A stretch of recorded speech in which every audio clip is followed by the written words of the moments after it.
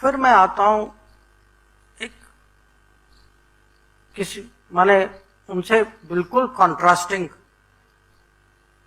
Business, वो business में है, महिला है, देश के एक बहुत बड़े महिला एंटरप्रेन्योर हैं। आपने अपोलो हॉस्पिटल के बारे में तो सुना ही होगा। तो उनके जो जो हेड जो हैं अभी, शोभना कामिनी जी, उन्होंने एक बहुत ही इंटरेस्टिंग चैप्टर लिखा है।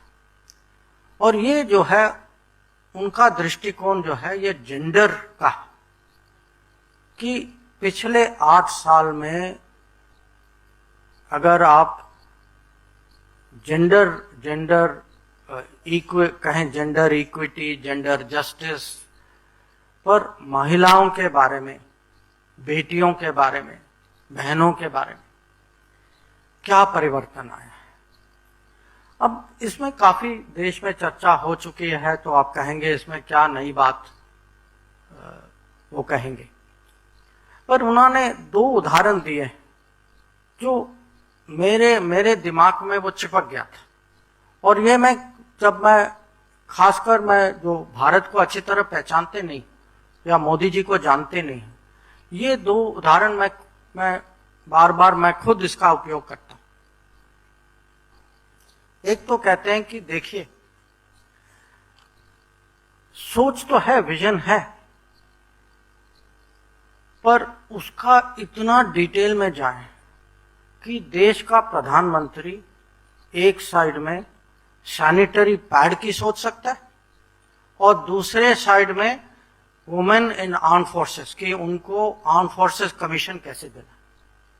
आप देखिए कितना माने ये 2 उदाहरण जो है कि कितनी माने कमिटमेंट है, पर कितनी बारीकी की सोच है कि इसको कैसे जमीन में उतारा जाए, क्योंकि सोच बहुत लोगों की होती।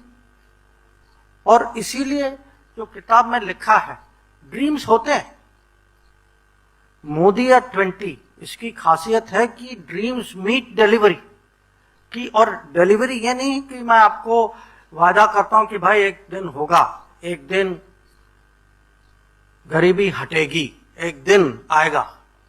नहीं, ये अभी हो रहा है, आपके सामने हो रहा है, अगले साल हो रहा है, इस हफ्ते हो रहा है, और बहुत माने कॉन्क्रीट तरह, ताकि आपके माने रोज के जीवन में आप ये परिवर्तन देख सकते हैं।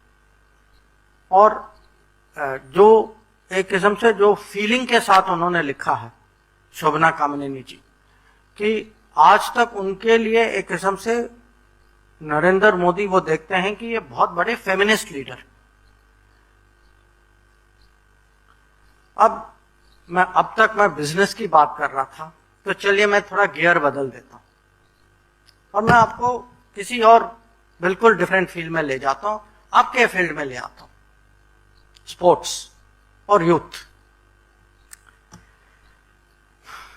हमारे सबसे बड़े बैडमिंटन स्टार अभी हैं पीवी सिंधु। सब मानते हैं ना? हाँ, सब मानते हैं, सब जानते हैं। अब पीवी सिंधु ने माने बहुत ही फ्रैंकली लिखा है, क्योंकि अगर वो खुद नहीं लिखते ना, उनके नाम पे कोई और इतने माने ऐसे डायरेक्टली कोई लिख नहीं पाता। वो कहते हैं कि मेरे मन में ये बहुत बड़ा प्रश्न है। मैं इंग्लिश में कहता हूं, नहीं तो ये भावना मैं इसको ट्रांसलेशन में खोना नहीं चाहता। वो कहते हैं, how does a person who is not young, और दर्शना जी, हर्ष जी, आप इसको बुरा नहीं मानिए, who is in politics which youth do not like, which youth do not regard well. How is a person who is not young, who is in politics, become a youth icon?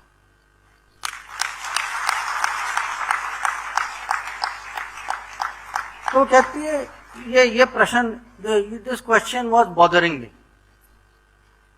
फिर कहा कि मुझे अवसर मिला प्रधानमंत्री से मिलने का, और फिर कहा कि कहीं न कहीं माने वो इसका उत्तर मेरे माने एक किस्म से इसकी अंडरस्टैंडिंग आई। और कहते हैं कि, और ये वो हिंदी में लिखती,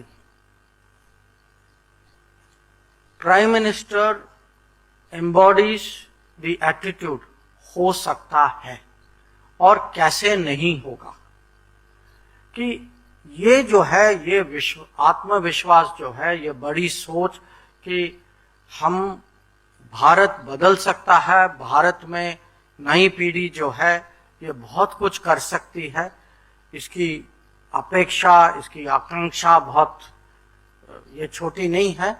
और ये एक किस्म से उनकी एक एटीट्यूड है, और ये एटीट्यूड पीवी सिंधु कहती है कि इसके कारण जो है प्रधानमंत्री इस उम्र में यूथ आइकॉन बन गए। तो ये सोचने की बात है, उनके लिए नहीं, हम लोगों के लिए।